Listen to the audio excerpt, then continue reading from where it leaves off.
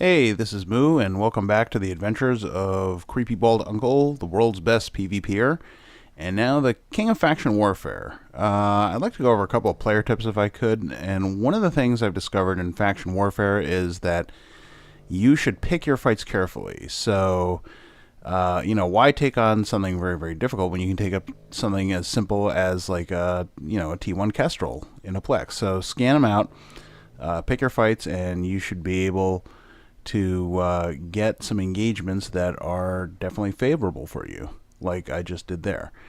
This way, you can keep yourself having a positive experience, the same one that you've probably grown used to if you've been following my other tips. The other thing that I've noticed is just a little hint: you can get engagements that you want at plexes in Faction Warfare without even activating the acceleration gate. You can just go up there, and some guys are a little scared to go inside. Maybe they think I'm in there or something, and they'll just kind of hang outside on the acceleration gate, and this way you can pin them down and engage them at your liking. But I'm still running into a couple of bugs, and plus I've been doing a lot of small gang stuff, so I decided to go with some larger fleet options. And as you can see here, it's important before you get into a fleet engagement to set up your overview very carefully so you can quickly acquire the targets that you're looking for. And yeah, in case you're wondering, it means that I did join another corp. I mean, since I've already farmed so much faction warfare status with the Imperial Academy, I figured it was time to try something a little bit different. So I went and joined Red versus Blue.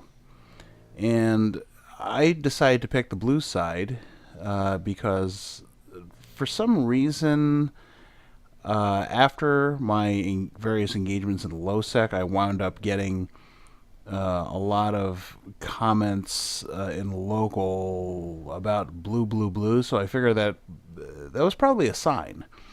I don't know exactly what it means, but I'm just going to take it as a positive. I think that probably highsec combat is definitely a lot more challenging than lowsec just because of the police presence, which you don't have in lowsec. So sometimes you just have to, I guess at some point I'll have to fight the cops or something. That's no big deal. One thing that I did notice about red versus blue, though, is that they seem to have very lax security. I mean, they didn't ask me for an API key. They didn't ask me for, a background check or anything, and I don't know. I mean, they seem like a good bunch of people, but I'm sure that as a newer corporate and newer alliance, maybe they're just not used to the kind of things that people can do. So at some point in the future, maybe I'll become a corp thief. I mean, I hear they have a nice stock of Punishers, so one day I may make that multi-thousand score that I've been dreaming of my entire EVE career. Now, while we're taking a look at some of these fleet engagements that I had with Red versus Blue, I'd like to talk a little bit about how to manage your transversal. Now, people probably know that tracking is something that helps you hit your target, and if the transversal or the radial velocity is too high, then you can't hit anything. And if it's too low, then you may risk getting hit by much larger long-range weapons, which can, really kind of ruin your days of frigate. So here's a few helpful tips.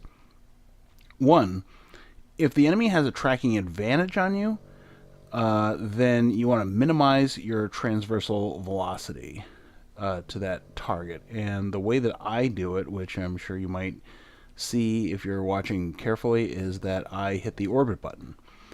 Now, if you have an advantage, let's say that you're in a small ship and you're fighting a large ship, you want to probably maximize your transversal, at least to the point where you can still hit them, so that their guns will miss you. This is called getting under their guns, and I can accomplish this easily by hitting the orbit button.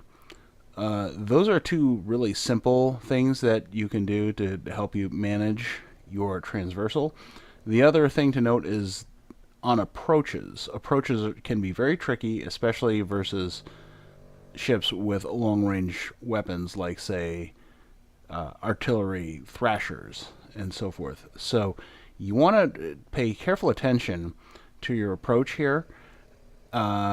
in order to minimize how much damage you take on the way in while you're still in the outer edge of their range envelope and you're still closing if you have, assuming that you have close range guns. And the way that I do this, it's a little bit tricky. I select my target and I hit the orbit button, and that takes care of that for me. So I hope these hints are helpful to you. Now, in this fight, you'll see that I'm using a buffer Punisher, and a couple of times I warp in and out of the fight, and this is because I'm getting primary. They probably know who I am, so they want to take me off the field as fast as possible. So when you're doing these warp ins and warp outs, there's a couple things that you should keep in mind in order to get back in the fight. The first is to see whether or not you have an aggression flag, and the way that you do this is by just going up to a station and spamming the dock button over and over again. And if the station does not let you in, then you have an aggression flag. Now, I've managed to dock here, and as you can see, it's very important to pick a station that has a repair facility, and that way you can just pay for your repairs and get back out and join the fight immediately at maximum strength.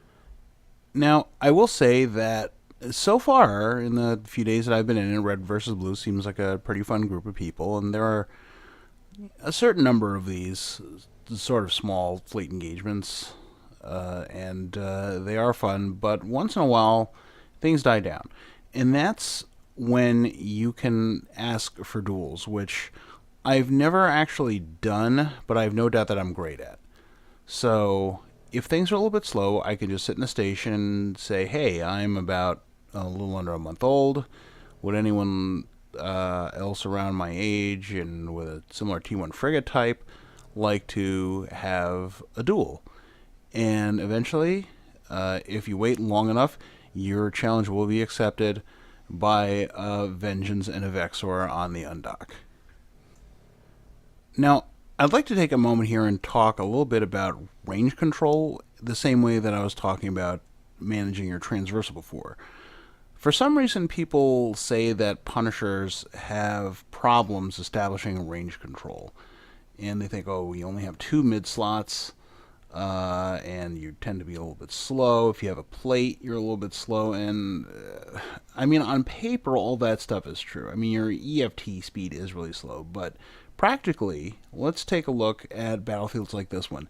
As you can see, I've managed to deal with the immediate problems near my position, and now most of the fight has sort of migrated further away from me. And this is actually very helpful because as a strategic thinker, I now have plenty of options to think about where I would like to apply my damage if only I could get there. A couple of times you'll notice me targeting someone and then unlocking them. And that's because Red versus Blue has this strange rule about fleet commanders. And the idea is that you want to avoid shooting fleet commanders. And I believe that this is a perk for fleet commanders in order to get them to play more often, which is always a good thing. You always need more fleet commanders, by allowing them to shoot you without having any repercussions. I think this is a great idea. Also, you'll notice that I'll have a rep on this particular Punisher, unlike the buffer Punishers I was flying before. This is a blended tank. You'll see I have an energy vampire in order to replace my cap. I've got a 400mm plate and an ancillary rep. This, I think, is a great fit. It blends the best of both worlds. You have the speed and agility of the passive buffer Punisher, and you have the cap stability and resulting sustained offensive firepower of the active tank. This, I think, is a great idea. Pretty sure no one's ever done it before me. So I'll take credit for that. That's okay. You can use it anyway. And while I was watching this fight footage, it struck me that while I do like making these videos kind of chronicling my rise to power, or rather return to power in the world of New Eden, that maybe I should try just making some straight PvP videos. The kind they usually have, except that it requires I guess a lot of music and stuff, and I don't know. I don't have that much taste in it. Maybe like if you have any ideas, send them my way. I figure here would just be like some dubstep or boom boom boom doom doom doo doo doo doo doo doo doo doo doo, something annoying like that, because that's what I usually see. Either that or some sort of like chung chung chung chung chung chung chung chung. I'm shooting guys in space and I've got a guitar. Chung chung chung. I'm in a pod. Stuff like that. I hope that's not copyrighted. Yeah, YouTube. Hopefully YouTube won't like flag this video because I was going chung chung chung shooting guys in space. I think they tend to pay more attention to the sort of familiar old, music when people try and make their stuff sentimental, like those REM songs, like I was walking down the street where I used to live, and there used to be a store here, but now it's a crack house. Do do do do do do do do. Whoa, hey, I'll say some stuff about Andy Kaufman. Do do do do. That's pretty much how all their stuff goes, right? And it's all like, I remember the ibis I used to fly when I was in State War Academy. Oh, that's totally inappropriate. I mean, no, not Caldari. Not Caldari this time. I have to keep reminding myself. It's very difficult to remember that stuff sometimes. So, I've been in Red vs. Blue for a few days, and then all of a sudden someone said, hey, let's go to lowsec. And I don't know if that's something that they normally do. It's probably just something. I think someone's ratted me out. Someone must have said, hey, do you know that Creepy Bald Uncle is in your corp now and he is the king of lowsec?